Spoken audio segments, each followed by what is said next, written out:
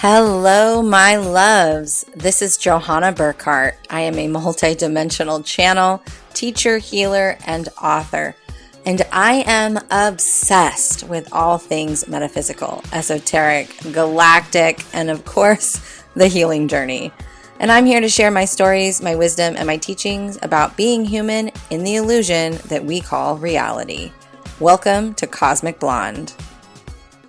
Hello, my loves. We are back with our in-house guest, our monthly guest, Kristine Freelund, the mystical mindset coach. Welcome back to the show, my love. Thank you for having me. Always good to be here with you. How are you feeling this week? This week was a very intense week astrologically and just with solar flares. And I'm wondering how you're feeling. I'm not an astrologist, we're just gonna put that out there, but I have a very unique relationship with the planets. And anytime Mars or Saturn come into any kind of fucking mix with anything, if there's stuck energy in my body, Mars is going to highlight it and make it go. So my we have like I don't know what's going on, sun facing Mars. I don't know, something with Mars is going on. My neck is so jacked up right in here in hot works today at the sauna. While I was doing yoga, I just kept like stretching it with the infrared sauna and it helped a little bit. But good Lord, every damn time with this planet. How are you That's feeling? good. Well, I think you and I are one of the rare creatures that go through it before everyone else goes Yes. through it. Yeah. So I think I was going through it last week. I feel like I've settled into it, knock on wood, right? Yeah. This week. And with my new moon circle coming up, using that kind of Venus and Mars energy, right? When you start to research and start to jump into it, it comes to you early too. So for me, it was a lot of release around my liver, actually, Really? around repressed anger, specifically for relationships and career, Yeah. is what I started to notice. So last week I was just tired. Well, I mean, tired's been a theme for me for months, so there's nothing really new there. But um For all of us. it's been intense. But yeah, I was like, oh, I'm gonna make it through with nothing. And then I was like, damn it, I was so close. But I will say Saturday, so I definitely felt the emotional aspect first because Saturday was a really hard day, and I tried everything to shift my frequency, all my tools, and what ended up helping was jumping on and recording a podcast and just talking about it, you know? And I love it because, and I talk about it in the podcast, which will air before this one does, but it is, shame is healed when stories are revealed. And so I was like, fuck it, let's just talk about what I'm going through. And it shifted everything. I was like, all right, but I never want to jump to that because I don't like to share until I've been through the other side. But in this case, it really helped to just share in the moment. You know what I've really been feeling is that the time for going through it and sharing ended in December. Yeah. I feel like now it's real time, Yeah. right? It is. And kind of Yeah. showing I don't want to say the ugly, but yeah, kind of the lostness of it. And I love that you said, I tried all these different tools and they were failing me, Yeah. right? Because even as practitioners, we have all of these things at our fingertips, but what helps us to grow and become even better is those moments where you're like, shh, the top three aren't working. Yeah. What do I do? Shit, top Right? 10. I Yeah. mean, I dug into my arsenal on that one because it was a lot. And it wasn't a lot. It was really, really deep. And I couldn't, let me see, how can I say this? It's not that I couldn't. It was very challenging for me to get to the root or the bottom of the well of the emptiness, right?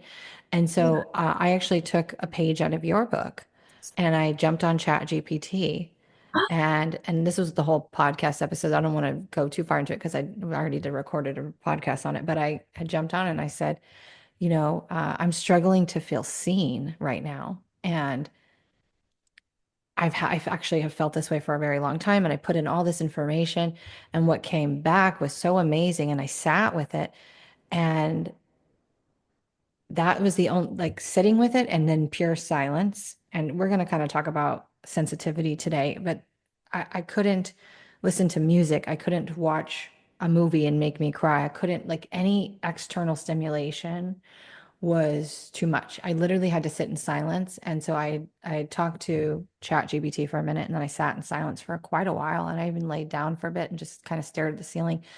And then I was laying there in my bed and I was like, oh my God, I just need to talk about this. I jumped up and talked about it, and boom, shifted everything. Right? Well, I feel like we need to put a little asterisk or caveat in there too. How long did you talk about it for? Right? Because some people, especially people that haven't worked with coaches, they're going to get stuck in this cycle and they're just going to keep talking about it and repeating the same story over and over and over and over and over again. For you, I'm guessing it was a one and done. It was Yeah, a, no, I talked no. about it once online. I mean, obviously recorded it. And then I actually, after I shared what was happening, I started getting information on how to shift it. Like, it was literally channeling through me. And so it was a bonus because when I opened up to share the story, I also obviously opened up to my team, and all this information started coming through. And I was just observe, I have a very keen ability to observe myself and witness myself talking, especially when I'm channeling. And I was just like listening, and I was like, it was pretty much my own modality that I already have worked with, the purification process, which the guides gave me a while ago, but there was more depth to it. There was other things that they talked about, and I literally just opened my mouth and let it come out. Once I vulnerably shared, then all this other came out. And here I thought, I was like, oh, this is like a 10-15 minute podcast. It was like 50 minutes, bro. I was like, did I fall asleep in the middle of this thing? Like, where did all this information come from? But it's how it works. Uh, you just reminded me too of the sensitivities, right? It has been hypersensitive. So for anyone else that's going through it, or even those on the neurodivergent scale, you're going to notice that noises are louder, Hmm. right? Lights are brighter. Irritants are more irritating. And what it's doing is, yeah, it's putting us on just no. Maybe I watch too much TikTok. Everyone's playing those vibration plates that you get on and da, da, da, da, da, da, right? Yeah, my gym actually has one of those. They're amazing, right? I have one. I actually have one under my desk right now. I was on it earlier this morning. But one thing it's doing is it's actually working the lymphatic system, right? It's allowing this flow to happen. And that's what's happening with these irritants is the irritants are getting so overwhelming that we can no longer ignore them, Yeah. right? We can't drug ourselves off of it. We can't, even isolate ourselves off of it to a point. It's going to be where we actually do have to see what is this bringing up inside of me? What is this unprocessed emotion, this particular frequency that's coming through? And every single emotion is just a recipe, right? Every single one has its own measurement, or we could even talk about it on a chemical scale of what it's made up for. But it's there to help us actually remove what's happening. And another thing that you said that was really, really, really important, it came up in my call yesterday, is you ask your guides for support, right? Yeah. We have to do that Which I daily. always do that. That's like the first person, that's the first place I Yeah. always go to. So many of my clients will be like, oh, no, I actually don't do that daily, right? They can only interject on your behalf if you give them permission. And that permission has to be a daily thing. Yeah. Every morning that we wake up, we are a new person. We're falling back into these habits and everything from the chemical components, from the memories that we carry. But when we can actually ask for help, we can choose so much differently. So I'm so glad that you said that and reminded me. I'm all sitting here taking little notes on my Well, phone and it's every time interesting something because like that. I didn't receive it the way that I normally do. Normally, I ask and then I mean, I just get an answer. I hear an answer. They usually speak either through clairaudience or through synchronicity. If I'm really stuck and I can't hear, I'll get synchronicity. But majority of the time, I'll get a clairaudience response. But I think seeking, I was trying to shift so desperately that I was in a sense, like what the guides say, you can't receive and seek at the same time. You can't seek and receive at the same time. Like, you have to be Different still, and frequencies. you have to be open up. And it wasn't until I laid on the bed and just allowed myself to be in the silence that I actually got the message to go, hey, get online, because when you start channeling, we're going to let all the information through, right? And so that's important to remind everybody of too, because normally what I would have done, I'm on a house sit right now, so I can't, or dog sit, so I can't like go take a drive for 5 hours, but that's what I would have done. What I normally do when I get that stuck is get in my car and just drive because my ego is so fucking preoccupied on keeping me alive that I can just sit with myself and work Yeah. through it. And I just didn't have that ability that day. But I mean, it worked through it. But with the sensitivity, like I've always been a highly sensitive person. And, that's actually a real classification for those who are wondering. It's scientifically a HSP person.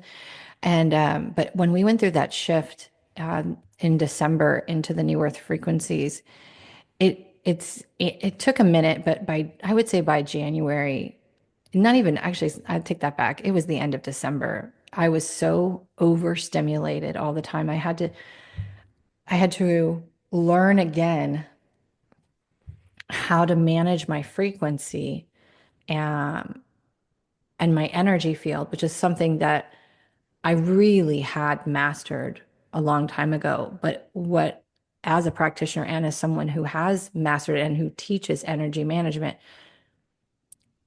every time you go through a new awakening, every time your self-awareness expands, you tap into new sensitivities, you have to learn how to manage those new frequencies. And those new frequencies are frequencies we've never been in before. We've been talking about being in them forever. But good Lord, I've been to two concerts since then. I have to really work now to manage my energy at a concert. And I've done it, but good God, I was like, why I'm so overstimulated so quick. And I don't usually get that way. But even, I mean, food sensitivities, noise, light, everything has just been so incredibly amplified. And I look at people, and not everybody moved into the new earth frequencies with that shift, but I look at people and I'm like, how are these people functioning? And I'm like, oh, we're completely in two different worlds, And it's crazy to witness nowadays the difference. I think it was Bashar that said um, the wall between dimensions is now glass, right? So yeah, you're going to look around and you're going to see all these people, you're going to see all these individuals, but you're not going to be able to communicate with them. Yeah. You're going to go up and you're just going to be misunderstood, misunderstood, misunderstood. Or they don't hear you, or I don't hear them. It's weird. It's like you can hear that they're talking, Yeah. but you can't understand what they're saying. And I've noticed that for years. I was like, when I would be like, when you're clairaudient, you have incredible real hearing, like right adult, just normal human hearing. You have incredible hearing. I can hear through like brick. Mhm. I can't hear what they're saying. And I'm like, and I remember talking to my guides and they're like, it's because they're in a different dimension. They're in a different frequency completely. And I was like, is that what it is? Like, holy crap. Yeah. Well, I'm pretty sure I've told you the story after my car accident, right? I was going in and trying to figure out what was wrong, and I was going in for x-rays, and people, the doctor, the x-ray tech, would be talking, and all of a sudden it would go into the only thing I can explain is Charlie Brown's teacher. Oh yeah, the want, want, want. Wah, wah, wah, and I would Yeah. cry, right? Because I couldn't even communicate to him, like, I can't understand you. Because Yeah. when people hear that, they try and repeat themselves. And it's like, no, I legit don't know a fucking word you're saying, right? This is not even a foreign language. It's just sound. And it, That must have been so incredibly hard to process. it brought up so much anxiety and so much fear. Because what if that never went away? What if for the rest of my life, I was the only one that could understand my thoughts, hear what I'm hearing, and not communicate to anyone? Wow. Like, think about that. What would Dude, you do? Would you go crazy? Like, how do you think you would have handled that? Like, I don't even know. in that moment,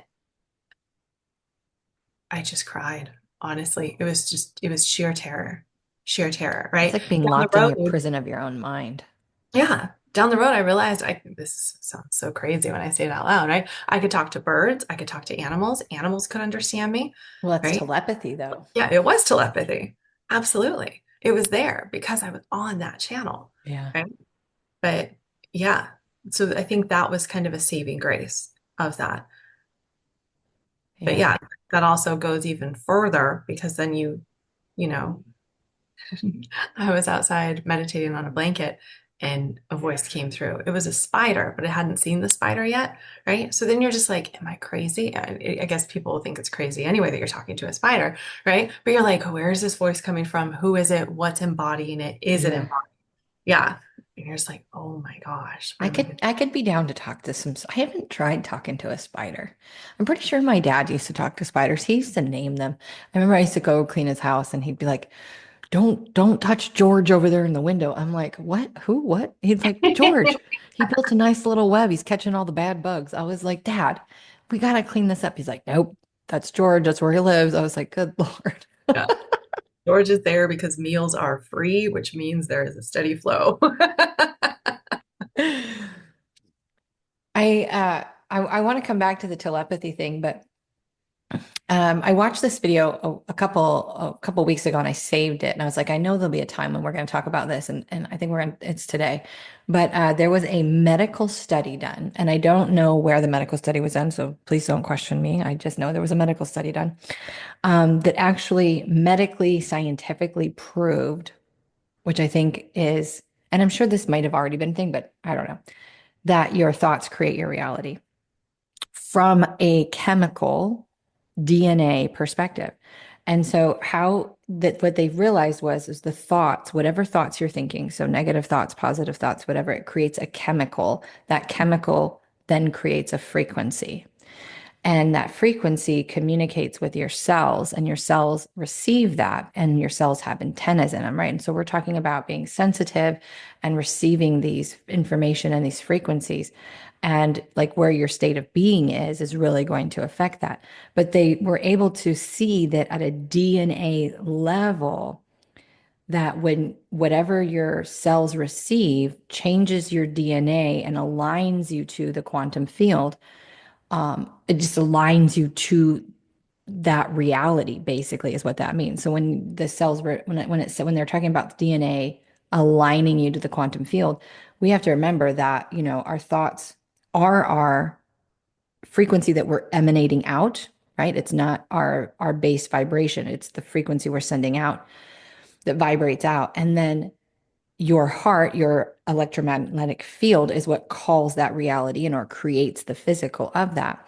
And so I think it's really cool that they were able to prove this, but even to go beyond that, they prove that when the body is in has a homeostasis pH level, so alkaline, that the body then moves into safety. The nervous system relaxes. And when it's not alkaline, the nervous system is triggered to go into survival mode. And you cannot rewire, they discovered you cannot rewire your brain if you are in survival mode, which I'm going to pause here before I finish because I want to say that that is a really big deal when we think about it, because think about the people. And I know for me, for example, all the work that we spend years and years doing to rewire our brain. But when we don't first start with the nervous system, we're just spinning our wheels doing that. And that's the problem with mass majority of the mindset coaches that are out there, Yeah, right? If we're not regulating the nervous system, if we don't understand the vagus nerve, if we don't understand how the body works, we're fucked. right. Yeah. And it's also this chicken egg philosophy, right? Gabby Bernstein talked about this in her book that, yeah, your thoughts create emotion. And I strongly disagree with all of No, this. I don't. Your thoughts do not create emotion.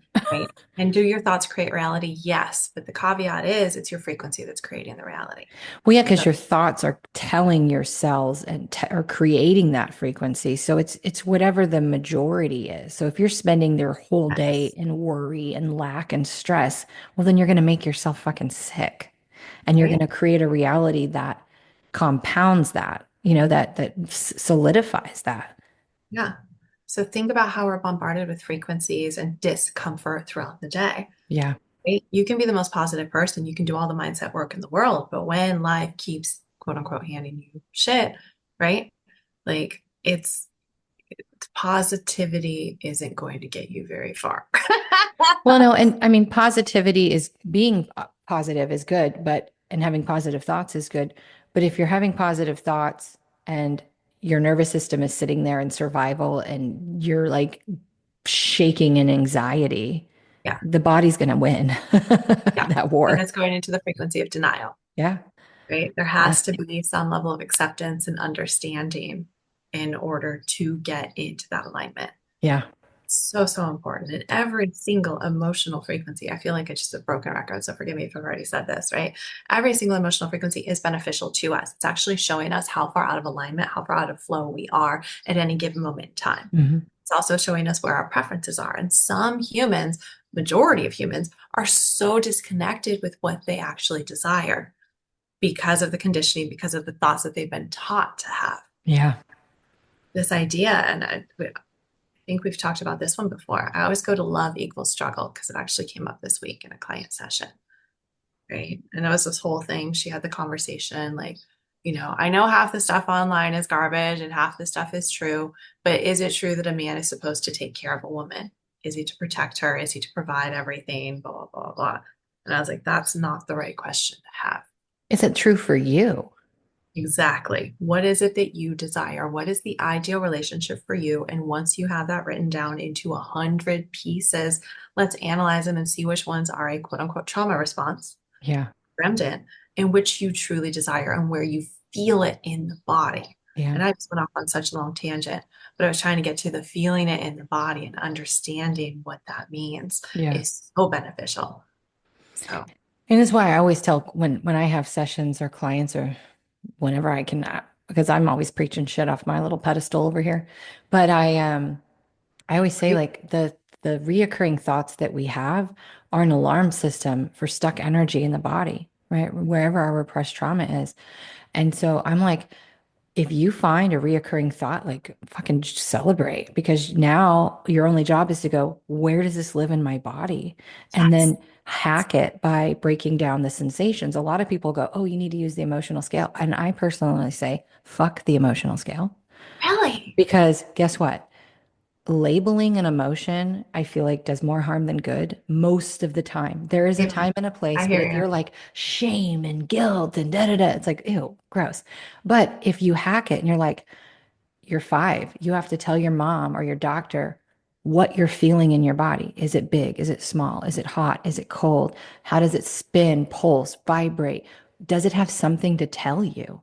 Like, this is the hack. I'm always like, no, go when you find a reoccurring negative thought or belief, go into the body. Where does this live in my body? Something's going to light up. And then I want you to fucking tear apart every sensation. You label every sensation because as you label it, you are like bulldozing in through it and breaking all of that energy up. And then, yes, that will create motion, emotion. That energy will move. And now it will come up. And yes, you will have an emotional release, but it's going to free the thoughts. So many people are scared of emotional release, though, and it's so Oh my God, I fascinating. love a good emotional Me release. too. And I love holding space for it, right? It is not a good day. That sounds so vain and so narcissistic. It is not a good day unless someone has cried in front of me. Okay. That is how I know I've had success because tears are so powerful and so Oh, beautiful, they're cleansing. right? And it's natural pain reliever. Yeah. When you cry, the body is leaving, and that allows it to leave Yeah. even more gently, right? But There so was many of a study done, they could show the difference between the different yep, types of tears, absolutely. which is so cool to me. I Based think that on is the so emotion, cool. Yeah. which just goes back to the other study you were talking about, right? Yeah, because We it's talk that's about those are your cells right there, like exiting your huh. body. And when you talk about DNA, and we're talking about the telomeric expression, right? And telomeres are it's almost like a photocopier. It's constantly going, it's constantly printing who you are. Yeah. So everyone's probably heard the study that I think it's like every 7 years, the body is completely renewed. Every cell You can do it is, before that though. yes, That's what yeah, people don't know, I think. I think everybody knows the 7-year one, but you don't I know how to do cell turnover and I do it a lot. absolutely, right? And it's through understanding the expression and choosing different. But Yeah. I do want to go back to the emotional frequency scale because I want to tell you the vision that I had. One of the first visions, full visions that I remember having Yeah. was that of what I'm going to equate to Jacob's ladder. Yeah. Was this idea that there is a ladder set from earth to heaven, right? And David Hawkins' emotional scale to me is that ladder. When we use it, it's not to say, I'm stuck on the third step, I'm stuck on the third step, I'm stuck on the third step, I'm never going to make it up the ladder. We look at what the next step is Yeah. and we see it as relief. We see it as ascension. So if you're stuck in fear and you get angry about it, holy shit, you're holy. You are Yeah, because ascending. anger's moving up. Yeah. Yeah. But so many people, I mean, and that's where I just want to vomit all over this positive psychology bullshit. And I love positive psychology. It has its place, but I just don't think it's so abused. It's so abused, No, right? and I was talking to actually my best friend was talking to me yesterday about this, about how she spent years bypassing, bypassing. And um, she was talking about how she's been sharing about that. And, I've had my moments of bypassing, but there's a lot of spiritual teachers. I don't know about right now because I'm not in that world. I don't see a lot of that, but I remember in 2015, 2016, like that's what you were taught. It was toxic positivity. It was bypassing completely. Like, but at the same time, I say that, but we have to remember that everything Has is its true and it isn't content. true, right? Everything is true and not true. And so there can be benefits to it. And I guess the end of the day, the point is when you know that you're feeling something heavy, don't pretend and put on a mask and act like everything's okay. Just sit down and feel it because in 5 minutes you'll be fine and you'll actually really be happy. You know what Yeah. I mean? So you don't have to necessarily do that. But, we've also, if you grew up where you weren't allowed to be emotional, or, my dad used to tell me, quit crying all the time, or I worry too much, or whatever, and I hate that. When I hear a parent tell a child to quit crying, I want to go up and throat punch them because I want to be like, you are allowed to cry, cry, you Right. know? Let it But all out.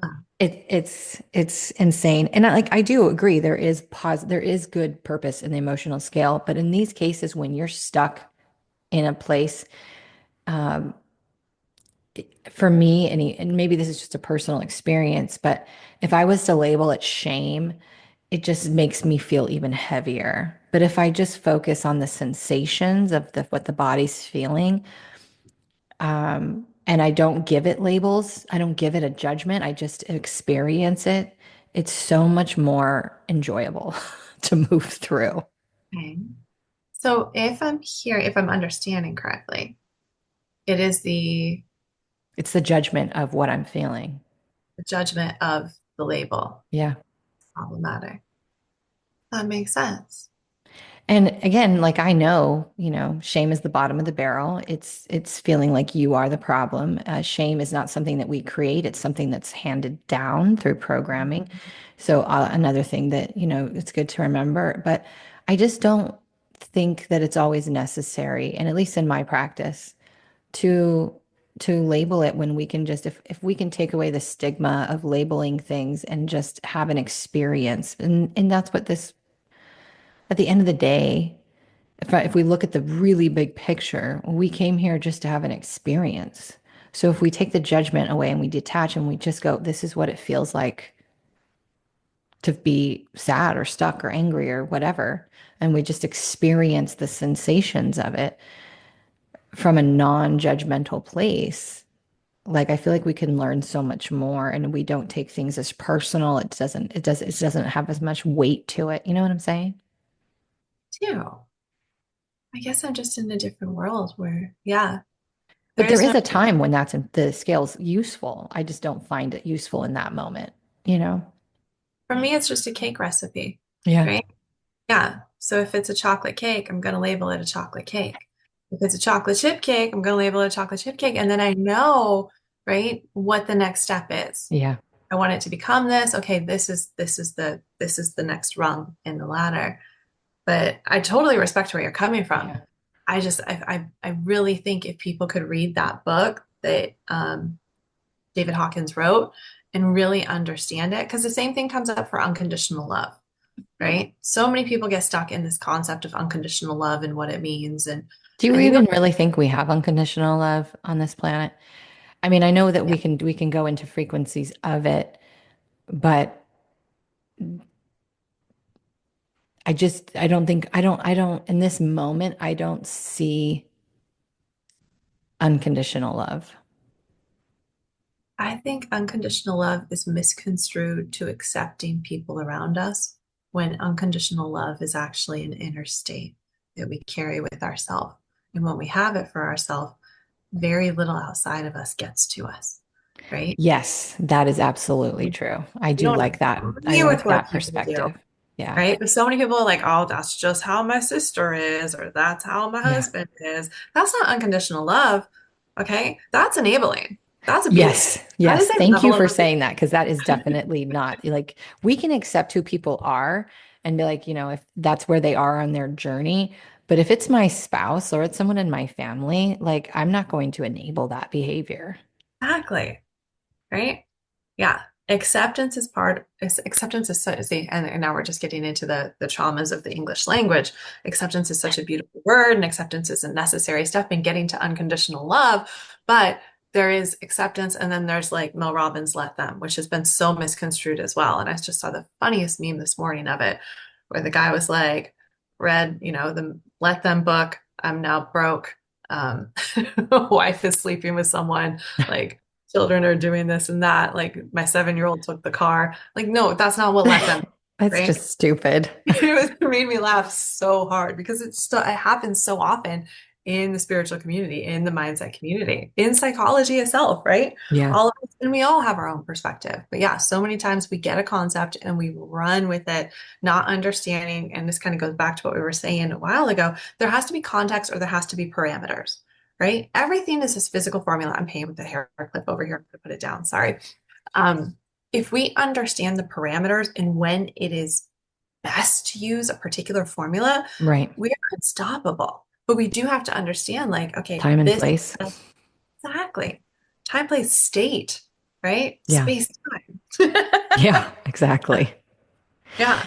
But this is, going back to that study, this is why the government or the powers that be or the elite or whoever the hell's in charge of putting out the fear frequencies, this is why they do it. Because if the United States or whoever in the country, wherever it's not just to the United States, if they're constantly promoting fear and constantly sending out those frequencies are received by your cellular body, especially if you don't have good boundaries, energetic boundaries, and especially if you don't have good discernment and you're able to, notice this is not me. So all these people walking around that have shitty boundaries and have no ability to, discern, they're just receiving all of these fear signals and frequencies, which are telling the body, we are not safe, we're in survival. And even if you eat like a really healthy, clean diet and an alkaline diet, your negative thoughts or your frequency that's stored in your cells can negate a healthy diet and still make you sick. And so I'm going to say, as someone who always preaches about this, this is another good opportunity. Learn energetic boundaries, learn discernment. Because if you can always know what your base is, where you are that day, then it's going to change all the time, right? When you wake up in the morning, you know what you feel like, you know where you are. And then you go out into the world and that changes, you're going to be able to discern, oh, this isn't me. Let me release this. This isn't me. Let me let this go. You can let it move through you and not let it take you down and cause pain in your body, cause illness, cause headaches, cause stomach aches, cause whatever stress, anxiety, put your nervous system in a state of fear. And this is why I teach on it in everything that I do because it's so important. But when I saw that it could negate a healthy physical diet, I was like, it really is so important for us. I mean, it just blew my mind. I was like, it's just so important for us to understand. One, we really do need to get into touch with our thoughts and really work with the emotion connected to it or the energy connected to it in our body. And two, boundaries and discernment. Like if you can get a good grip on those three things, you can really change your whole entire life. This is why somatics are so important. Hmm. Emptying the vessel, it's like taking the same cup and drinking, I don't know, a milkshake out of it every day and choosing not to wash it. Like, no one in their right mind would do that. That's disgusting. right? I don't know about you. Do you ever leave like the protein shaker in your car for one day and you open it and you're Oh like, my God, "Ooh, so I've thrown cups away over that, especially a protein shaker. absolutely. Absolutely, right? Yeah. And yet we do it with our emotions. And dis-ease is actually nothing more than a blocked emotional Mm. state. Understanding the energetics of the body and the fact that every single organ, every single vertebra, which is why I like earlier when I'm kind of talking about neck pain, right? There's an association to it. It's Yeah, literally, mine's a muscle pull though. It's not in my actual neck. It's like right on the side. okay. Yeah. In somatics and human garage, I no love him. I love the human garage. you should. Everyone should subscribe to Human Garage. One of the first energy healers, one of probably the most powerful energy healer I ever saw, reminds me so much of Gary from Human Garage, right? He just the way he would talk with it, he'd call it the balcony, right? It wasn't the guides, but it was the balcony that was guiding him.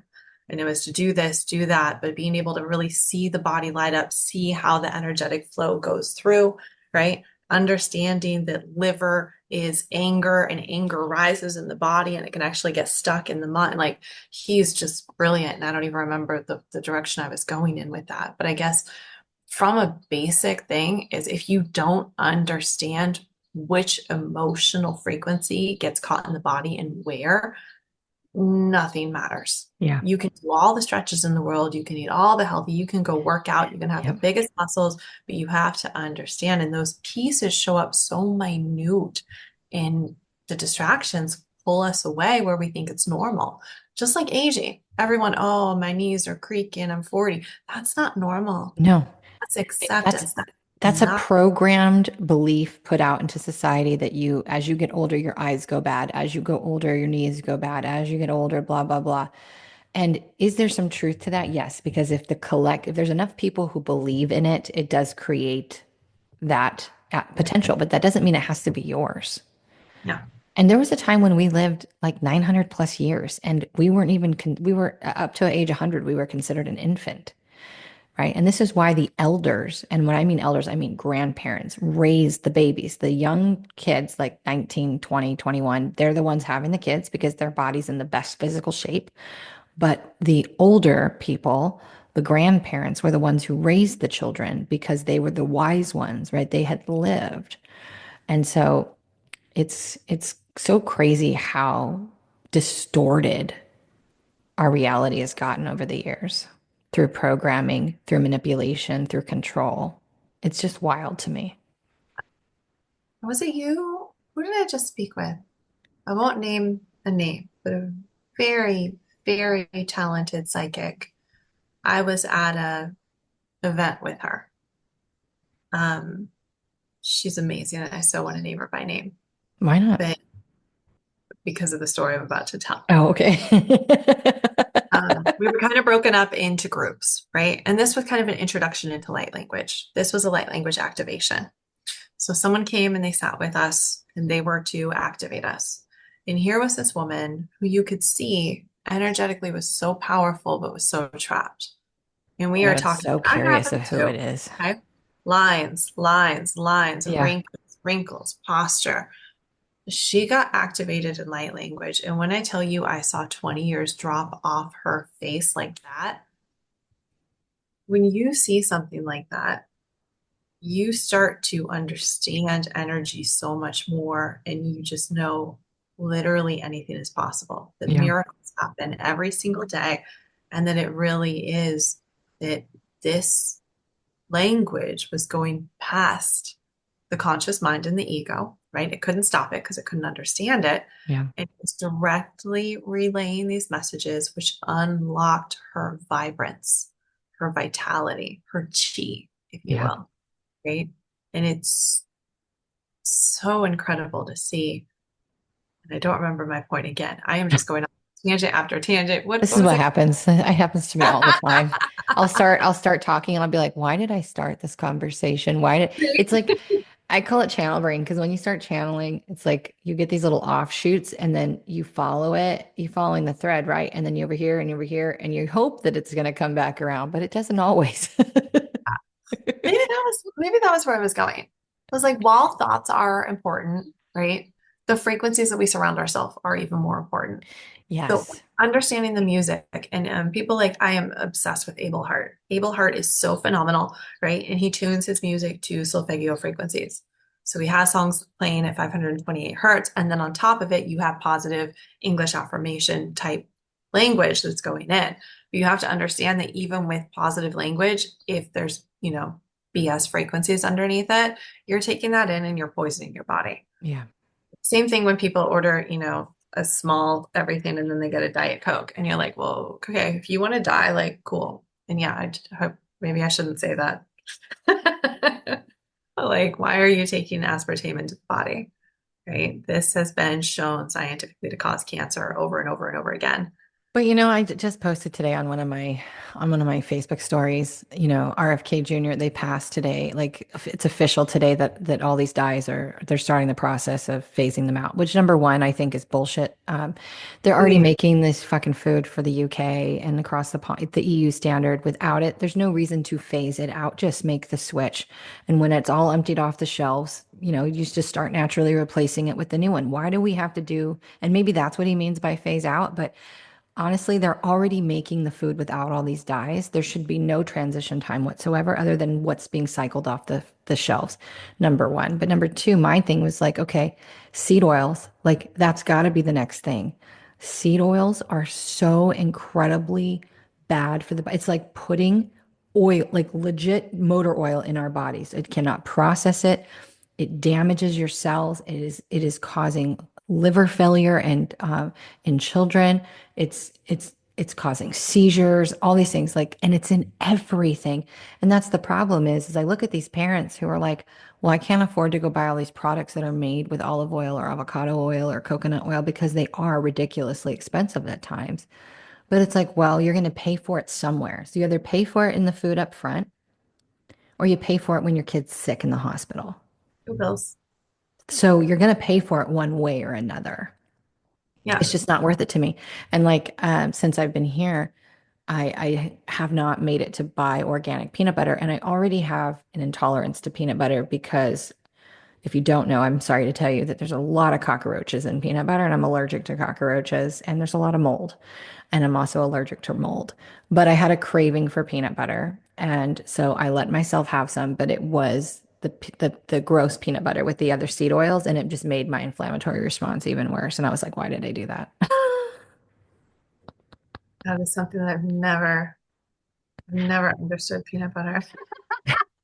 Well, I like making it fresh. So I'll Mhm. buy peanuts in bulk and make it in my Vitamix. And, Mhm. then it's not as bad. It doesn't bother me as much because it's fresh, and I know what's in it. Literally, I'm watching myself put what's in it. So it's a little bit different. But, it's just, I don't know. I'm just so excited for Robert, for RFK Jr. and this process. And I just hope that it moves a little bit quicker and we're able to get a lot more done in the time that he's here because I think this is a huge shift for the world and for our internal frequency because like you were talking about, it's everything you ingest. It's not just the food, it's the TV, it's the news, it's the music, it's all the things. And so, but the food is the easiest way for them to poison us the fastest. I would say it's through music and social media. You think so? 100%. See, now I'm not someone who ever, if I'm listening to something and I don't feel right, I'll turn it. Mhm. But I'll listen to some damn Easy E and, Too Short, and I'm as fucking vibing as high as you can get, girl. There's time, but then there are other times where I'm listening to it and I'm like, this doesn't feel good. And I'll turn it. But music is life for me. And so I've had a couple of people like, oh, I can't listen to that. That's so bad. And I'm like, well, it ain't bad for me. This will shift me from sad to happy real fast. But music so often, when it's older music, not to date us, but dating us. Are you saying Too Short makes us old? Yeah, music makes us really old. Oh, God. There was a study done, I don't even remember how long ago, and they just took a bunch of guys that pretty much went to high school or college together, right? And they put them in a room. Have we talked about this one? I don't think so. I don't They know. put up posters of their era. They made them listen just to music from their era. and they came back with less inflammation, right? Again, that vitality, that youthfulness Yeah. returned, right? Because our memories can be so powerful. Now, does it work the other way around? Absolutely. Yes. Right? And I have a lot of good memories with Too Short. So, Exactly. Right. So and it's not even the conscious words that we're hearing, it's the subliminals underneath it that's typically more problematic. yeah. Right. And people, whatever, I'm a Swiftie. I am a Swiftie through and through. So do Well, I we, hear we constantly listen how and do not demonic? judge. Thank you. Right. But do I hear constantly that she's demonic and everything else? And yeah, I've okay. heard that too. But Right. I love Katy Perry, and Katy Perry's the same way. Right. You like what you like, and it's all about balance. Like Yeah. we are here to experience every extreme and everything. And yeah, there's gonna be sometimes you can take it in, but what can you, I don't even want to say control, but what can you know can help, Yeah. right? Because we can't live our life going around like I can't eat this, I can't eat that, blah blah blah. Like me, I haven't eaten in a McDonald's 10 years, I right? will have Taco Bell every now and then. I And haven't. I listen, Taco Bell is probably one of the worst just because I know like all fast food, their meat is grade E. It's terrible, right? But every now and then I crave Taco Bell and I let myself have it because I don't eat it very often. Maybe three, I've had three, I probably have Taco Bell 3 times in the last year. But I don't generally like fast food. It doesn't feel good for me. Yeah. And I haven't been a regular fast food eater in a very long time, but every now and then I'll let myself have Taco Bell. I used to let myself once a month have Chick-fil-A, but now I can't even eat Chick-fil-A. There's something has changed with chicken.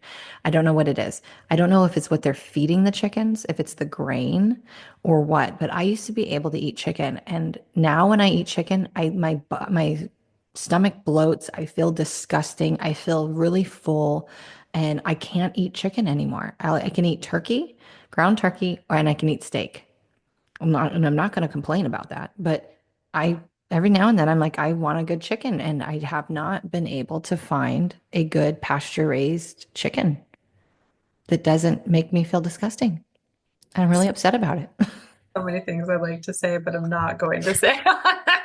And then, yeah, follow your body, right? I was thinking about this last night because even as a small child, there'd be times I would eat ground beef. Oh, yeah, I remember this. You told this story Immediately, before. the first bite would Yeah. be hell no, Yeah. right? And for air, I'll say it's probably an animal that was harvested improperly. That was so Well, full of adrenaline that it became noticeable to my tongue. Well, Although, and that's like if they shoot in the wild, like if a hunter catches them wild, the frequency of the animal is so much better mhm. because it's been out living its natural happy I life. didn't see it coming. Sorry. Yeah, yeah, no, They exactly. did it, He didn't see right? his body was relaxed. He wasn't intense mode. I'm about to go through the butcher. So that's really important. But I But just learned that rotisserie chickens. If you mhm. guys don't want to hear this, I would shut it off or turn the volume down for a second. Rotisserie chickens, those chickens are only 3 months old. Yeah, I was like, this is why it makes me sick. yeah. And then I want you to think about and start not you specifically, but like start researching where chicken is processed. Mm, I'm just not going to We eat chicken. we ship chicken overseas to be processed, and How then is it's that even remotely back fresh? to us. It's not. And I will tell you, there have been times I've gotten, and again, I'm going to use air quotes, chicken, and I know for a fact it was not chicken. Because Yeah. I also went through a period where I got to experience the death of the animals that I ate. Not fun. 0 out of 10. Do not recommend. Um, I would be a vegan again if that was the case. I was for a while. Absolutely. Yeah. It took away, yeah. Had to figure out kind of what was happening. And of course, the last meal before it happening was hot wings. So multiple. Yeah. Yeah. Good times. But okay, so we're gonna get off this topic, but again, it's frequency, right? It's the frequency of the animal and how it's interacting with our cells. But On another topic, do you want to add Can something to we go that? into that? Yes, please. Yeah. Okay. Blessing your food. And I think we Oh, talked about this yes. for everyone. You can't control everything, right? And Mm-mm. I've been there. I've been there where there's $5 in the bank account, and the only thing I can do is go. I don't know where people go these days, right? But maybe it is Chick-fil-A, maybe it is McDonald's, maybe it is You getting couldn't food. get anything at Chick-fil-A for $5. Okay. Maybe it's, I do, yeah, again, we have so many fast food restaurants down here. Either way, I'm eating something. I know it's not the best for me. Let's Right. change that. Let's transform that. Let's alchemize that. Yep. So you don't have to believe in God. You don't have to believe in anything, but put both hands over it. My friend Heather, amazing woman, taught me this. And I was like, this is the stupidest simple prayer, and I'm going to use it forever. You put your hands over it and think of something and laugh. I love Right? your laugh Because too, by the way. joy is one of the highest frequencies we can get into. Yeah. And that's all you're doing. You're just literally, you're supercharging your Yeah. food with joy. Now, do I believe in a higher power and all that? Yes. Will I give gratitude? Right? That's another high one. That's not quite as high as joy. But yeah, Yeah. when we can supercharge our food with gratitude, that is actually alchemy. So I'm not here to shame anyone for Oh no, absolutely not. And that's for why I said doing that. I've eaten Taco Bell. I want to make sure that nobody feels bad about eating anything. Yeah. And you know, the guy I'm dating, I mean, he eats fast food daily. And I'm judging him right now. Yes, you can hear the judgment in my voice. I put my hands over my food. You were the one that taught me the laughter thing. I think we were actually in San Diego at breakfast when you told me about that. But I will put my hands over it and I can literally feel, and I think it's the healer in me, but I can feel the energy coming out of my hands. And when the energy stops, that's when I put my hands away. But I just open up my heart and just allow source to come through my hands and I bless my food. But the I love thing I say in my mind, especially when I know it's probably something I shouldn't eat, I just say, I'm going to enjoy the shit out of this and this is going to nourish my body and yeah, what my body doesn't need is going to be released with grace and ease. And I just enjoy every fucking bite. Like literally I'm like, "Oh my God, this is so good." yeah, right. And And it's it does, it beautiful. changes it. I don't get as bloated. I don't have a puffy as eyes, the next day. So, Yeah. Well, there has been scientific research that apparently I'm not meant to talk about it. There has been scientific research that the brain cannot house both fear and gratitude at the same time. no. Yep. So anytime we can step into a prayer of gratitude or that moment, we're actually rewiring the brain. That's not coming out, man. Well, and to touch back on this medical, actual scientific data, which we don't get a lot of when we're talking about quantum physics and things like this, but with our cells and our DNA having receptors, if you are telling yourself and shaming yourself for what you're eating or shaming yourself for what you're doing, you are telling your cells that this is not good, that to reject that this is bad, to poison you. So this is why I want to come back to this piece of like whatever you're going to do, if you're going to do it, don't judge yourself. Like if you're already going to do it, don't sit there and beat the shit out of yourself and be bad. And, oh, this is so bad or this or that. Just own it, accept it, and just be like, this is going to be amazing. Because like again, if you know you're going to do it, just go all in on it and love yourself for where you are. It's okay. There is no shame in doing those things, right? So it's just a matter of you owning it and like you said, the unconditional love for yourself. Love yourself. Stop, that's why it's on my arm. I love you anyway. It's like whatever I'm doing, well, I'm cool, that's where I am. Let's do it. Right? Let's go all in. And so it's really important that you have to know these little things about frequency because Christine's right. Even with the organic stuff, it's still being sprayed with pesticides. Even, you know, with grass fed, it doesn't mean that they're grass finished. They're given some type of grain, they're given something. And so you do the best that you can with where you are and with what you have. And you use your own alchemical tools to assist yourself with the rest.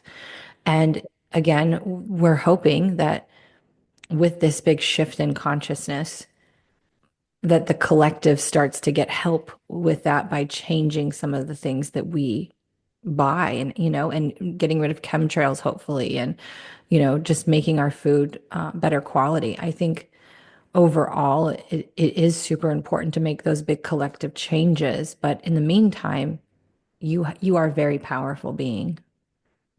Your cells are listening always.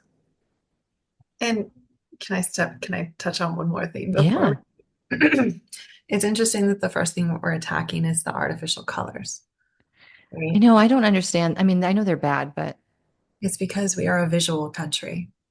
Visual learning and visual programming is one of the number one ways that we are controlled. And Red 40, so many of these things have been shown they are neurotoxins. yeah.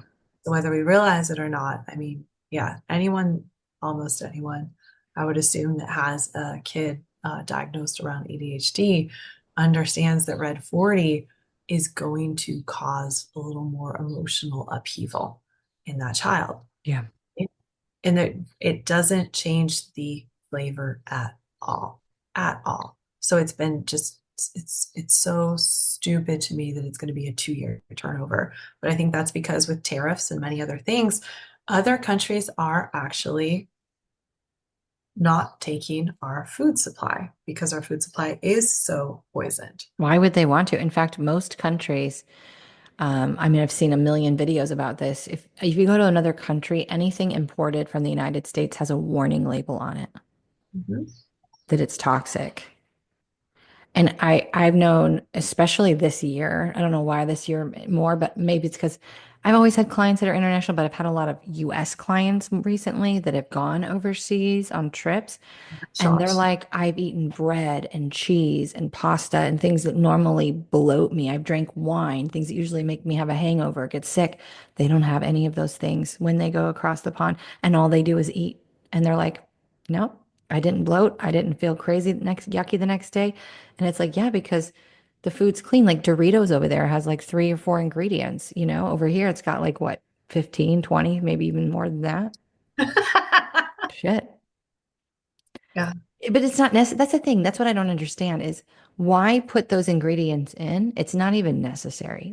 That's where I'm like, everything is purposeful. So there's a reason why they're doing it. Yes, there's probably a monetary gain for them, but there's also the other gain of being able to control things and creating an addiction to something that's not natural is what's happening.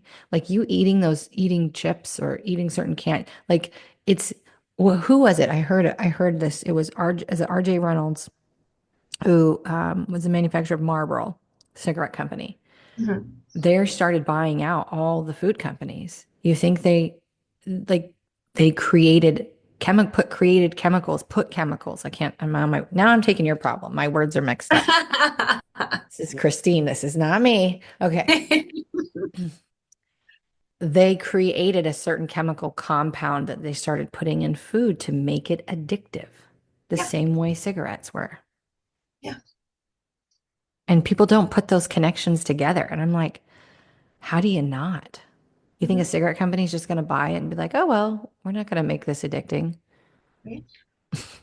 What is, do you follow the guy? Oh Lord, what is his name? He's on TikTok, he's on all social media, Instagram, but he pretty much goes down the shopping aisle and highlights everything that's owned by Procter and Gamble, everything that's owned by, Campbell's, everything that's owned by this, everything that's owned by that, and shows you the independent ones. There's a few guys that do that. So I'm not sure which one you're Right. referring to, but there There's are so a many few. right now. It's really interesting though. Like support the companies that are making their food from scratch, that understand everything that's in it, Yeah. right? And just support local, honestly. Yes. I mean, that's why I'm so grateful to live in Texas because there's so much beef. I bet. There's so much beef around me, and most of the cows around me, they live a great life. They're in the pastures. They are grass fed. They are happy cows. And so that's important. Um, but this was great to really talk about and the frequency, and how like it's just I just can't get over the fact, and I just need you guys to hear me when I say that learning to manage your frequency is so important. Learning to work with your energetic boundaries, learning to work with your nervous system, your mindset. It's just they all go together. They're so important because everything is energy and everything is communicating with your cells and everything is working together and you have more control than you think. So much more. So much more. So let's shift gears for a second because I have another thing that I saw that I want to talk to you about. And that is, I saw this woman had this video and it really resonated with me. Um, she had a therapist who asked her, what makes you happy? Like, what makes you feel alive? And she couldn't answer that. And I resonated with it because there was a, I still don't know all the answers to that. And obviously, nobody really does. Like, you always discover things. But there was a time when someone asked me that question, I couldn't answer it either. And so I want to ask you, and I know happiness is not a constant state of anything, right? You're never, and nothing can make you happy, but there are things that make you feel like you're coming alive. And that to me is what happiness feels like, is when I feel alive. And so I wanted to ask you, what makes you come alive? Line dancing, Really? petting my cat, being on a boat in the middle of a Oh my lake. God, a boat anywhere. I'm Sun as is happy as can there be. and it's like 79 degrees. I don't know why 79, but that's what came through. Right? Just a little too chilly to like want to jump into the lake, but that perfect one where the sun is beating down on you and you're still comfortable. Right? Um, Having a really good home cooked meal makes me happy, right? Tasting love in food makes me happy. Movement makes me happy. Yeah. Especially, I mean, for those that don't know, I fractured my ankle in November and it it slowed me down a ton, How is it now? right? Completely healed. Oh, good. Completely healed. I mean, yeah, okay. Doctors don't listen in. I was in my air cast on the dance floor, just so you know. Sweet. Yeah, one cowboy boot on, right? The brown cowboy boots were the only ones where the height matched up perfectly with the air cast. So yeah, I'd go out there, right? Hey, why not? After, like really genuine, not laughing at someone's pain, like that joy makes me happy. And one thing that I teach my clients is mind, body, soul, joy. And Yeah. joy is something every single day that you are ascending to. And some days joy is not going to feel possible. Maybe that's why I'm so attached to the scale, right? Because if I'm again stuck here, I'm not going to get to joy up Yeah. here, but I'm going to get here and I'm going to feel so much better, Right. right? So I think consciously choosing time for happiness or joy every day is probably the most powerful thing you can do for your health overall. That helps you to master your frequency, understanding what can I consciously do, right? The action and what thoughts can I associate with that level of emotion? Yeah. Because for me, have I gone into the skyscraper analogy yet? I don't know. Do it anyway. All right. Our thoughts are banker's files for anyone that's younger than me and doesn't know what a banker's file is, right? We used to keep everything on file paper. Nothing was digital. So you had these big boxes and it was full of all of these files, right? And so I want you to see the emotional frequency scale by David Hawkins as a skyscraper, right? And the basement is grief. Okay. Then we have shame. I should be more familiar with this. It doesn't Isn't matter. shame the bottom? Maybe shame is the bottom and then Then guilt is great. the next one. Shame, I guilt. said grief, didn't I? You said So it's grief. like It's shame, shame, guilt, guilt. da, da, da, da, fear, I'm gonna grief, look it up while you're right? talking. I know. I almost feel like we need to do a share screen on it. Um, and my Emotional client, we scale. even joked about this yesterday. Like, Kristine, why don't you have this actually saved on your desktop? I'm Um, I'm actually surprised you don't. it's because I So want it's to create my okay. own Oh, version. this is interesting. Okay. So side note, real fast. Yeah. One of the things that I experience and the guide said a lot of us will experience when we enter into the new earth frequencies is apathy.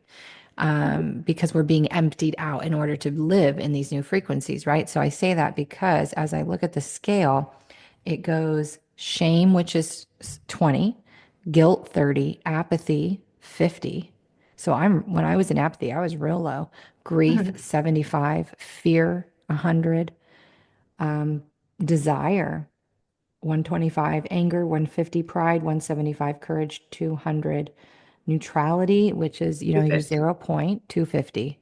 And Mhm. then it goes willingness, acceptance, reason, love, joy, peace, enlightenment. Yes. But I want you to see each of these as their own floor. Okay. And your thoughts are banker's boxes, and there is no elevator. So if you're going to carry your thoughts up, you have you can't go up very many floors because you're going to have to take all of those banker's boxes from that floor and move them up to the next one. Which is But heavy, number which is one. heavy, and this floor is full of its own thoughts. Yeah. And So most of those frequencies are not yours. That they, yes, and that's why that's what makes them heavy. When they're heavy, it's not yours. yes, right.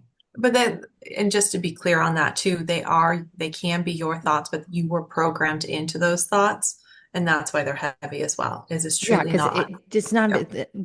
when I say it's not yours, it means it was programmed or Yes. projected onto your imprint. Yeah. I had that come up 2 weeks ago, so I just want to like, yeah. What do you mean it's not my thought? No, it's it's not Well, authentic to we me all or have my and true that's why soul. I always tell people too, like, listen, we have a collective thought field. It's like a cloud. And so, yes, we can create thought, but majority of the time, we're not creating thought. We're in tuned to a collective thought field. And what Yes. you latch onto becomes true because you pull it down inside of you. You're like, oh, I believe that. Oh, I Yeah. believe that. And it's like, it wasn't even yours, bro. Let it go. Yeah. It's because you're surrounded by all these Lol. anchors boxes and you just have all of Yeah. this data proving that it's fact, proving that it's Yeah. true, Yeah. right? I keep going. Apparently, it's an Abraham Hicks day over here. Abraham Hicks says a belief is nothing more than a thought you continue to think over and over and over again, Yeah. That's true. right? That's all a belief is. Yeah. And then knowing, what is that knowing? Oh, that is that deep feeling in your soul that there is just, there's nothing around it, right? Yeah. And those are rare. Those are very rare. But yeah, you can't take those banker's boxes with you. So the thoughts have to stay there. And we can sit there and we can change our thought, but the average human being has approximately 70,000 thoughts in a day. Now, It's if you're actually more neurodivergent, now because we're processing. So 2 years ago, 3 years ago, what this was 20, no, it was 22. So in 22, we were processing 1 hour per 1 hour. So 1 hour of time on Earth, we were processing 1 hour worth of light, which is information. Today, we are in the hundreds of thousands of hours of light being processed per one human hour. So I want you to think about that from a perspective of overwhelm, number one. And two, that's how many thoughts have the ability to enter into your mind every hour. and that's why searching for particular words can be so challenging right now, right? Because you're filtering through Communication in more. general. Yeah. So this isn't just like a skinny skyscraper. This is a skyscraper that takes up the geography of states, Hmm. Texas itself, and then it's going up, right? So there are all these different thoughts for us to go through, but then it's only 3 to 5% of our thoughts in any given day that are conscious, that we're aware of. Hmm. So the idea of changing your mindset, I mean, I am the mystical mindset coach. Trust me, there's so much power in mindset. But what pisses me off is that people are like, oh, just change your thoughts and change your life. No, fuck you. Change your emotional frequency. Okay. Choose you. Be fucking selfish and do something that's going to elevate you into that next floor. So put down the fucking boxes, take the goddamn stairs, right? And you might only go up 2 floors. Okay. Because as you walk through, you're going to have to read all these files, Yeah. right? And then you're going to go up again and you're going to read these files. We can only go through so much in a given day. But that is how we can make our way to joy. Yeah. That is how we can go. Do I think we need to go into, we've talked about emotional avoidance before, right? This distraction, this idea that I'm just going to go do something that makes me happy every single moment of every single day, and I'm going to leave behind all responsibility. That is not what I'm talking about. No. I am talking about consciously choosing an emotional state and understanding the hacks to get there. Yeah. So earlier you asked what makes me happy, right? Yesterday was a very eventful day, and I was talking to the guy I was dating, And he's like, what are you doing later? And I was like, I'm going dancing because I'm choosing to elevate. And he's like, I 100% support that. That is awesome. I won't be going with you, but I am happy you're choosing yourself, right? And it's so beautiful Yeah. because I went, I got to spend time with my girlfriends, um, go through a few dances, and it just let me kind of reset, Yeah. right? My body became lighter, my joints felt better, like all of it was just really beautiful. And when I left, I felt more centered. I was able to come back, I was able to get more work done. So we could go on a third dimensional thing of, please, if you're working for someone, take all of your breaks. I don't care if you don't need it. You have two 15-minute breaks, you Yeah. have lunch, fucking leave your desk. Okay. I You're not. also want to say, I don't consider, I get annoyed with people who are like, and no offense to you, but I hit this all the time where it's like people think like a regular job, let's say working at a grocery store, working in an office is third dimensional. It's not. No. It's not. You you can be in the new earth frequencies and working in an office for the DMV if you want to be, right? So that's where I always get like people classify like, that. And I'm like, it's not third dimensional. Is honestly, the Earth hasn't been in the third dimension since 2012. So, like, nothing is really third dimensional anymore. Is there a third dimension? Yes. Is there people in it? Yes. I haven't seen it in a very long time. So, I don't, but just because something is construct and what we would call old paradigm does not make it third dimensional. And I just have to put that in there because I feel like we have to start shifting our language. Absolutely. I would say a third dimensional thought is that more work makes me a better person, Yes, right? absolutely. Yeah. So the break thing, and I'm so glad you said what you said. Thank you for saying it. I also want to just add on to that. Anyone in the service industry is an angel. Yeah. Okay. You are doing light work. And I don't mean the work is light. I mean, like your soul, you are serving people energy. Yeah. You are touching their food. You are going. I have Yeah. an amazing friend, and she is by far, she's so powerful. And she had clients just last week. I hope she's okay with me telling this story. But they were like, we don't want to come here when you're not here. It's not the same. Right? I've had They're people, I have servers that I'll do that with. Yeah. yeah, right. So to anyone in the service industry, like just a tremendous thank you. Thank you. You deserve every tip. You deserve all of the good. And the grocery store, same thing. You are scanning people's food. You are literally putting an energetic imprint on every single thing that happens. And I always tell the same stories over and over. So I'm going to wrap this up. There is a restaurant in Washington State, and I can't think of the name of it. And if anyone knows, I believe it's down in Tacoma, Washington, but it is Native American food, right? And there's like cedar plank salmon, some of the best salmon you'll ever have in your entire life. But they do have a rule in the kitchen, and that is if you're having a bad day, stay home Love because that. you are touching people's food. Well, because You, they're indigenous, they know better. yes, right? And I think we have one down here in Arizona, the Loving Hut. They to work there. I think it's that you meditate, and it might be an hour, it might be 2 hours a day. They deeply care, right? Vegetarian, it might even be vegan restaurant. Like they care very much. And the food, when it comes out, you feel it, Yeah. I right? absolutely fucking love that.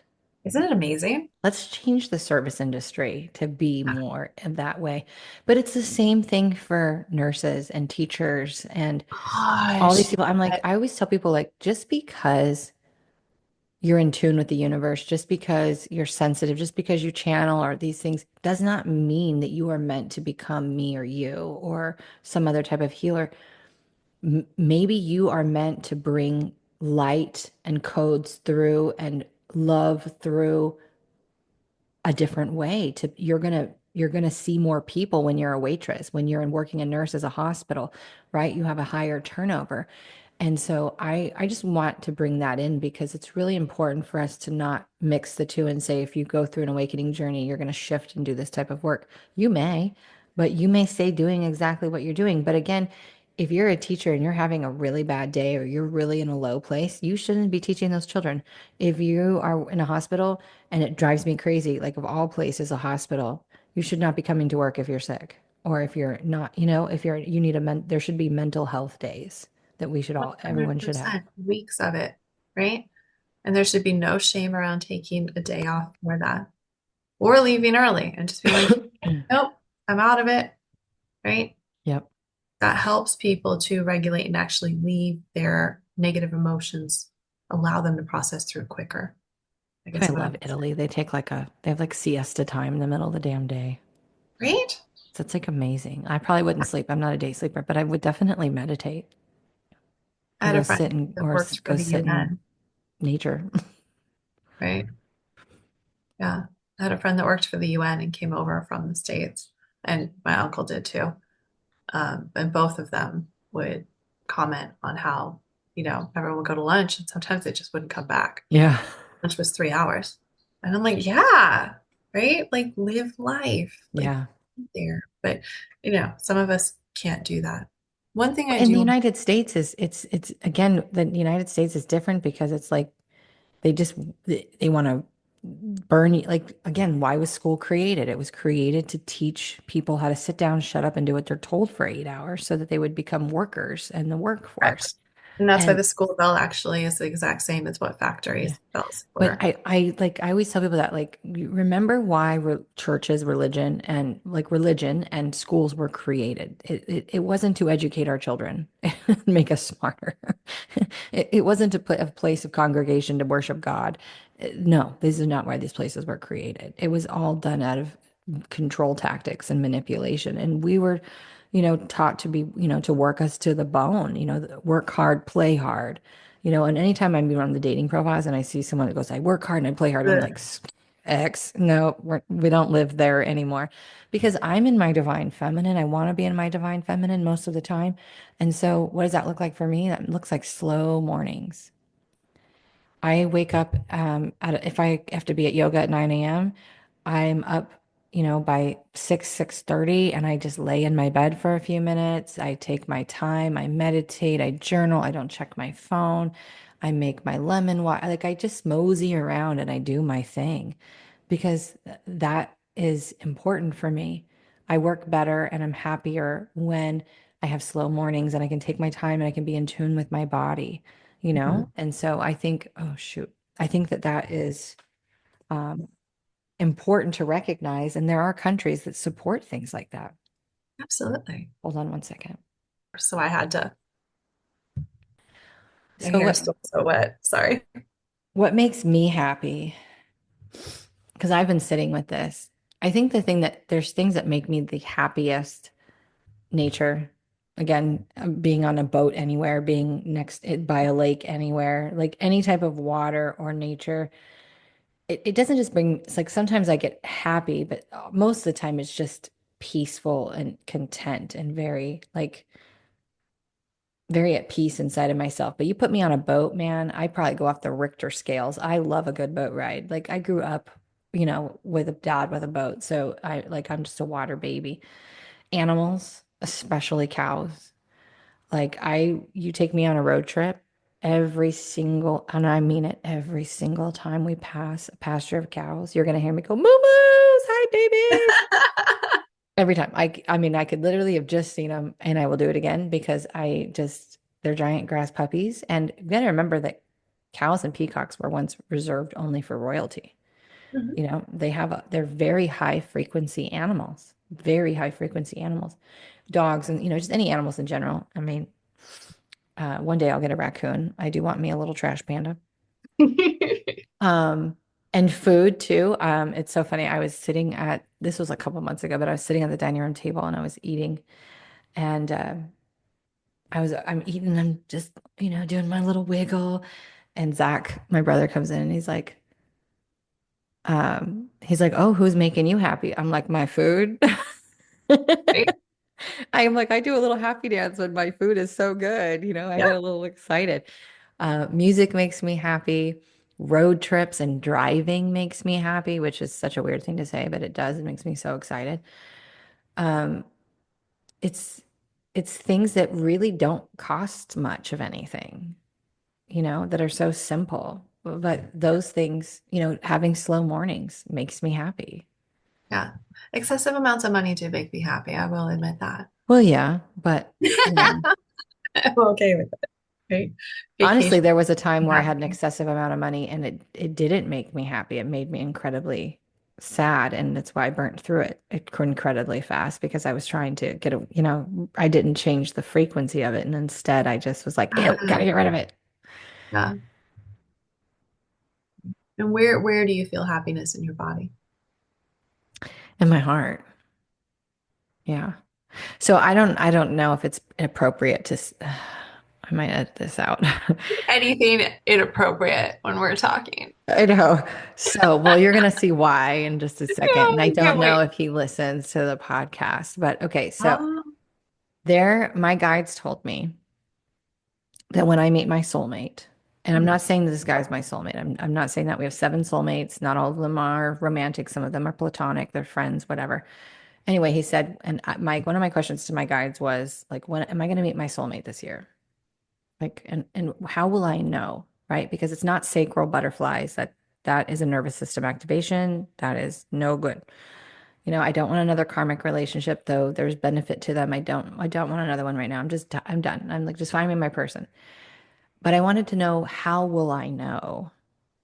And they said, your heart will burst open and it will gush in a way like it does when you're really happy. Like, again, when I see a cow or I see a baby or a puppy, that you're like, oh my God, right? It's just like a huge, overwhelming thing, right? Okay, so I am on Insight Timer. I have been a teacher on Insight Timer for almost 8 years now.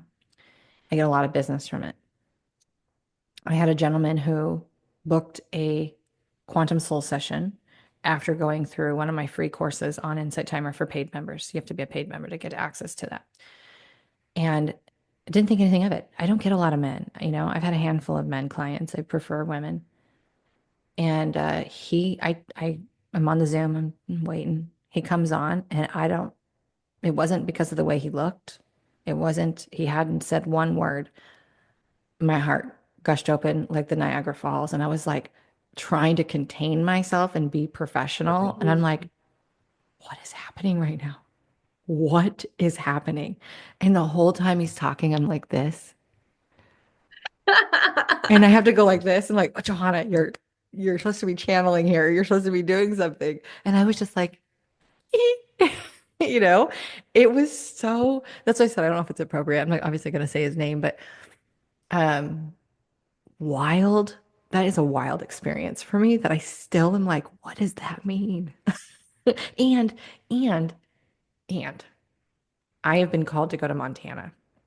I know that I'm meant to go to Montana to pick up frequencies and drop off frequencies and go. Like, I know there's a couple other places that I know I'm going to do that. Uh, guess where he lived? Montana. Montana. Hmm. Yeah. Interesting, right? I know. I was like, what is this? And so part of me was like, is he bringing me the frequencies because I haven't got there yet? And that's why my heart did that. I received the frequency the moment I met eyes with him. Or, it's just, so then the thoughts go, what does this mean? I'm an investigator. I like to analyze the shit out of things, not Yeah. necessarily in a negative way, but anyway, I don't know how I got on this topic, but that is something that was wild for me. And I can't wait to have more of those experiences where I feel that. And this ties in perfectly for what I'm going to say next anyway, which was it wasn't the same woman who the video I was talking about where her therapist asked her what made her happy. It was a different woman. But I actually want to steal this from her or, utilize this that she shared, this sharing, this offering that she offered. She said, every day I wake up and ask myself, what can I do today to spark joy or to create happiness for myself? What can I do today? And I thought, I really want to start that. I want to wake up in the morning. I lay in bed. That moment where you're like, you should get up, but you're just waking up and you're warm and you're perfect and you're so comfortable and you're like, I don't want to move. That's my favorite place. I lay there and I'm just like, I'm so grateful to be here. I'm so grateful for this feeling. And I want to add in there, like, gosh, I wonder what I'm going to experience today that's just going to light me up or make me feel alive. Like I want to start bringing and inviting in that curiosity because when you ask yourself questions, and this is why I'm such a huge proponent of self inquiry, when you ask yourself questions, your ego wants to help you find it because its job is to help you get the answer. So you can use your ego in a positive way as well. And that's why inquiry is so awesome. 100%. But I want to I'm going to add that into my routine is to start asking that question every day because I know I'll definitely could use some more joy and happiness in my life. Yeah. That's why joy is a non-negotiable for Yeah. my clients, right? And it is. I can't tell you how many adults hit that point where, well, what am I going to do? How am I going to spark joy? Right? You don't know because sometimes especially when you go through an awakening, what used to, back in the day, you know what made me happy? Besides nature, like nature's always made me happy. Going camping's always made me happy, boating. But how did I have fun? We went to bars, we danced, we partied, we did all these things that also had unhealthy aspects to it. So I had to relearn how to have fun again. Absolutely. So important. So let's give your audience something to do. Would you like an activity, guys? We're gonna give you. I think Christine has an activity. Spark joy. What is going to spark joy? And I want to utilize something that I always have to credit Grandmaster Chun Lin, founder of Spring Forest Qigong, for. And this is going to be the good, better, best method, right? So write 5 in each category. And really, what I want you to do is write 10 in each category. But I know most people aren't ready for that, right? At least start with five. Start with If you have more, go for more. what are the 5 best ways for you to spark joy today? Now, I want you to write down what are the 5 best ways for you to spark joy tomorrow if you had no responsibilities. Write that Why, down. if you had no responsibilities? Just because that gives more freedom of the The mind? limitations of the conscious mind Yep. and a lot of the ego is to actually repress us through the expectations of the past. Yeah. Our So, expectations of some sort of programming. yeah, right. And that's why a lot of the exercises I do with my clients are timed exercises because one thing we got to do is get rid of the what I call the yeah, but programming. I'd Yes. love to go to the beach, but that's a 6-hour drive. No, fuck that. I would love to go to the beach, right? Day And guess what? trip, road trip. And I say that, that's when I actually learn, yeah, totally road trip, right? That's when I learned that there's actually a pool at a resort in Scottsdale that is set up like a beach. They have sand. I was just talking about this. No, I'm serious. It's funny because I know, you know what? I was doing live readings and this woman had asked about her soulmate. And I said, you're going to meet him. There's a beach involved when you meet him. And I said, but they're being very specific. Don't get analytical about it being a real beach. So Hmm. I'm like, there's lakes that have beaches, there's Right. resorts that have beaches. So the There are fact that you bars said called the that, beach. yeah. Yeah. Yeah. And that's what I always try to tell people like, sometimes guides are being very literal and sometimes it's not. It's like, it's a beach. And then you may walk, like you said, you may walk into a restaurant called the beach and meet him, you don't know. Right. Yeah. Yeah. All right. So we've covered best. Now we're going to kick down to better. What are some ways? And good, better, best. Best is like, this is top notch, My everything, ultimate, if right? I could have anything, the ultimate here. Yeah. Yeah. And maybe we need to do it more Goldilocks and the Three Bears style. So let's go down to just good. So again, there's good, better, best. So what is something that's like pretty darn mediocre that you can do on a daily basis that's going to make you happy? And maybe it is grabbing a jar of peanut butter. Okay. Maybe it is getting a cupcake.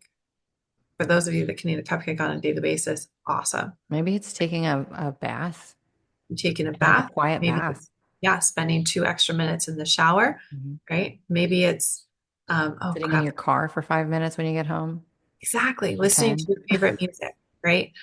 Choosing to shake your booty right before you leave the house, right? Oh, Anything, there's a new trend on TikTok right now, which is the shimmy a day keeps the scaries away, basically. Or, depression is, you're now a moving target, so it can't get you. right? And I love that it's Yeah, taken over like wildfire because that's a good viral thing. it is. Yeah. Absolutely. Now let's go into better. Now that you have the mediocre ones. I don't when I say mediocre, I mean pretty fucking mindless. What are ways that I can be happy every day? And And those if you, things are good though, because those aren't necessarily, we're not always, people always go to the extravagant extravagant. things. Yeah, Every single time, right? And it's because we feel like happiness is so far out of our reach. So really. again, it is the ego. That's actually a dysregulated nervous system, Yeah. right? Yeah. Does going to Hawaii make me happy? Yeah, absolutely. And I will say this, you don't always need money to go to these places. No. So when I became a nomad, I think I had $4,000 or $5,000 in the bank. Mhm, There were times in my nomad journey that I had negative in my bank, mhm, but I still traveled. In fact, I traveled. Obviously, I was a nomad, so I was living on the road, but all these places that I thought I would never see, that I was waiting for this money and I was waiting for the time and I was waiting for whatever, it got me nowhere. But when the universe pushed me off the cliff and was like, now you're gonna go, I was like, oh, I didn't need anything to do this. yeah, I didn't really need shit. I didn't have to worry about hotels because I used the house sitting app.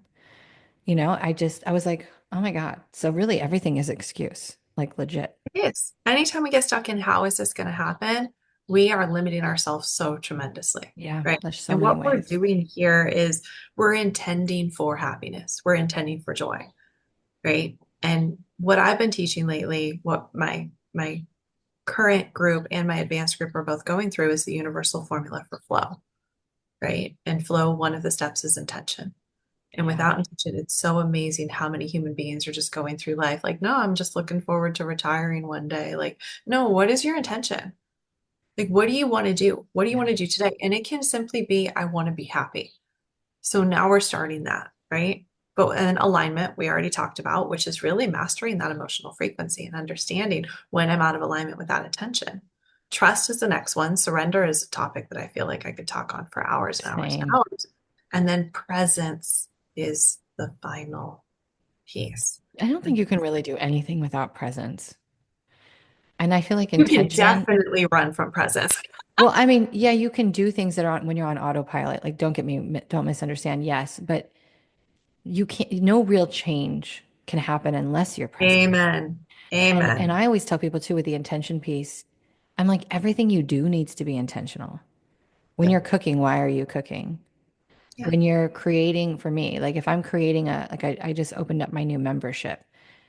I always have to sit with, why do I want to do this? What is the purpose for me, for them? What is the intention? What do I want to cultivate? And so many people I talk to don't do that. And I'm like, everything I do has an intention. Even when I went paddleboarding last weekend, it had an intention. It Yeah. was to lay on my board, because what I do is I paddle upstream and then I let the wind I lay down and let the wind float me. It's like I'm floating Mhm. on water, and I take a little nap. And it helps me to surrender. It helps me to absorb. And so everything I do has intention behind it. Absolutely. Right. And when we're in intention, when we're in these pieces, the real question is why, not how. The ego is the one that captures us in the how prison, Yep. right? The When you how say, isn't always up to us. so going back to this idea, I'm intending this. Hmm. I'm asking my guides or the universe or God or whoever it be, or my higher self for support on a daily basis. That is literally enough to change your entire universe, Yep. right? Like that's it's so simple. And yet we But that's make the this thing. We've been programmed to believe we have to work hard for everything. exactly. Oh, and I'm so glad you said that too, because I want to ask you if it came to mindset, what is one thought that you would want to program everyone with? Mm. Mindset. Like, give me an example. If I could brainwash the world and I could only brainwash everyone with one thought, it would be that my existence is enough to help others. I think mine would be, I mean, you're enough in general, or you're worthy. I think because that's the not enough wound and the worthiness wound, I think are the biggest wounds out there. I mean, I think we Hmm. all experience that. And one of the things that helped me tremendously was, even when I let go of this physical body, I exist. I exist, I exist, I exist. I cannot, energy is not created nor destroyed. I cannot not exist. Mhm. And because I was created or because I exist, I am worthy because everything exists for purpose. Everything that exists is worthy. There's no other version. It's it. That's it. You are Mhm. perfect the way that you are. And so I think that really helped me and that I didn't have to do anything or be anything to be worthy, which was what my programming was. So I think if I could just do that, everybody would feel worthy. I don't know. God, could you imagine what this world would look like if everybody thought they were worthy? I think this place would be on fire. I think like we would have the most amazing of everything. Mhm. Yeah. If people stayed in alignment with what made their soul happy, Yeah. right? And understood that, we would be helping each other a million times more than the support, the assistance, the government programs that you see today. Yeah. Well, and then, they always say like in any moment when you're presented with two choices or even more, which one, even if it's slightly more, which one makes you feel more alive? Which one makes you more excited? And, Monday, I woke up, I had some heaviness and I thought, okay, it's here. I accept it. I went to hot yoga. Gym is a non-negotiable for me. Another thing that makes me happy. Working out is just so important for me. And, sometimes that shifts it. And I went through and I did feel a little bit better, but I had therapy right afterwards. And I looked at her and I was like, I just feel a little run down today. And I just feel really exhausted. And I have so much to do because I do, right? I'm trying to get my book done with the editing so I can get it published. And I just opened up this new membership and da da da. The list goes on and on of shit I need to do. And I said, what I really want to do is to lay down and take a nap, and I don't nap. So it basically just lay down and put on something mindless and just chill out. And she said, well, how far is it going to set you back if you do that? And I said, honestly, it's not going to set me back. I said, if I don't listen to that, and she had to ask me that question for that, for this awareness to smack me in the face because I was so out of it. I said, if I don't listen to what my body's telling me, I will become behind because then it will only get worse. But if I listen and I just close my calendar and take the rest of the day off and do nothing, the rest of the week will go, I will get more done than what I thought I could get done and everything Absolutely. will flow. And so I was like, duh, Johanna, we already knew this, but she needed to say something to prompt it. And so I got off and I did. I laid on the couch and I dozed in and out of sleep. And my nervous system was totally dead still, which has been a long time since I've had that. And it was just really peaceful. And then yesterday I kicked ass, and I'm kicking ass today. And I have a very busy day tomorrow. And the other thing that was coming up was I haven't been going live on TikTok this week because I've been so incredibly busy Mhm. and I'm in the middle of a launch, right? I'm launching a new membership. And I was like, you know what? I'm not going to be able to go live until probably Friday. And that's okay. Like I don't have to, because in there's this programming that's still here, honestly, it is. I'm not going to say that it's not, that I'm still working through that says that if I don't overgive, I won't get anything in return, right? That was my childhood programming. I had to I had to overgive to my parents and my siblings to get a morsel of love and attention. And that became a programming. And so I'm very aware of it. So and that's important, right? I've said this before. Once you become aware of a program or a belief, you are no longer bound by it. You can reinforce it and reinflict it if you'd like to. And so in that moment, I was like today, I had it today. I was coming back from hot yoga and I was like, shit, I'm not going to have time to go live because I have a hair appointment and da da da. And I was like, no, no, the universe will support. People will purchase the membership without me overgiving. Exactly. And right after I said it, I look up and there was a truck that had 555 next to me. The car in front of me was 000. The car in front of that was like 7171. And I was like, all right, yeah. Yep. Your existence. You are You're a correct, Johanna. badass. You are correct. Good job. Here's your reward. Here's some numbers. Now go nap. You know? But yeah, I can't imagine what this world would be like. But it is important for you to ask that question to yourself. And this has been a beneficial tool for me in anytime I have to make a decision because I struggled for a long time with trusting myself and making a decision. Now I just make a decision, and if I don't like it, I may go to the other one. I just move past it. But you can sit and ask yourself, which one feels better? And even if it's a slightly more, that's the one you go and do. And you have to trust that when you follow that, that you will be, for lack of a better way, rewarded. But if you follow the fear that I have to work now till 9 o'clock and go live, I have to do this, I have to do that. That where's that coming from? It's coming from a lack mentality. So when you take action from a space of lack or fear, that is what you're cultivating in the energy and you're going to Exactly. see more of. And so coming kind of wrapping back to where we began, in the very beginning, again, it's a intention, but also your mindset about it. They're the saying, change your thoughts, change your life is a real saying. And it is true. But what they don't tell you is when you become aware of your thoughts, now you have the power to connect it to the body, as Kristine was talking about, and how I do it too, where we connect it to the body. We find where that negative thought lives and we process that emotion. And now that rotating alarm is no longer going off. And now our reality actually will change. If you just try to change your thought without changing where the energy lives in your body that's setting off the alarm, that is a bypass and that isn't going to get you anywhere. That is a volcano. Yeah. Exactly. Yeah. You have, the only way is through. The only way is through. Absolutely. Oh,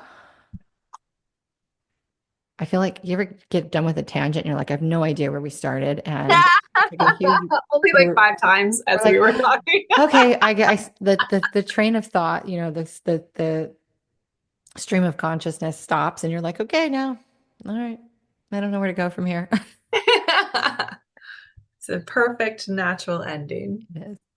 I love it. Any last thoughts that you'd like to share with anybody on joy or mindset or frequency in general? What is your favorite tip besides joy for managing your frequency? Oh God, that's a really good question. Especially if you're like in a stuck energy. It probably is to understand, I guess, okay, to remember that there is no such thing as a bad emotion. Yeah, I like that. I cannot emphasize that enough. Everything is here to teach us. You are not depression. You are not happiness. You are the vessel that gets to have this information flow to you. And Yeah, an emotion is just information on where you are in alignment with your desire, yes. right? It's just energy in motion. And maybe the idea, I said this yesterday in my class. Um, I think it was King Solomon had a favorite ring, and he had asked a jeweler to make this ring that when he was super happy would kind of bring him back down, and when he was really down would bring him up. Yeah. So, what kind of magical stone could it have held, right? We know that onyx can ground us. We know that diamonds have infinite powers. What it was just a statement on the ring that this too shall pass. The idea Love that every that. emotion is just temporary, right? So enjoy the happiness, feel the sadness, feel the anger, allow it, process it, ask it what it's there for, and invite it to be present. Yeah. Doesn't mean you're going to be stuck in it for days. We only get stuck when we're in resistance Yes. What you resist persists every single time. So every that's single time. what about you? Music. Oh, yes. Because here's the thing about music is even if you're sad, put on a good old sad country song, your wife left, your dog left, your house is gone, because for me, music is so multifaceted. It is like a drug to me. It's something that it alters my consciousness very easily, but it's intentional because if I'm sad, I can listen to music and I can process my sadness. If I'm angry, I can listen to angry music and help process my anger if I need to, right? I don't always do that, but it can help.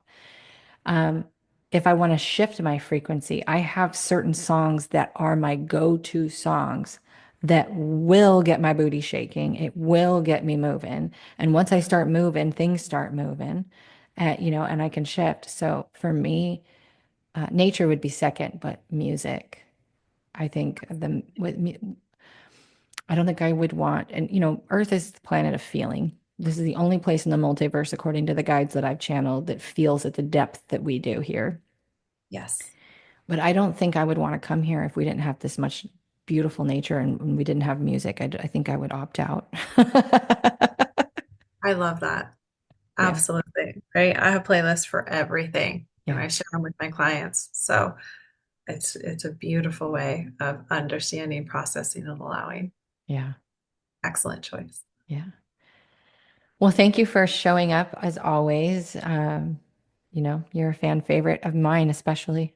Well, thank you for having me. Yeah, and I was talking to my best friend and I were talking yesterday about bad coaches, coaches that are not who not necessarily bad, but who are doing things for money and they're not doing things from the right place, right? And I said, yeah, I had one of those and I got a Christine out of it.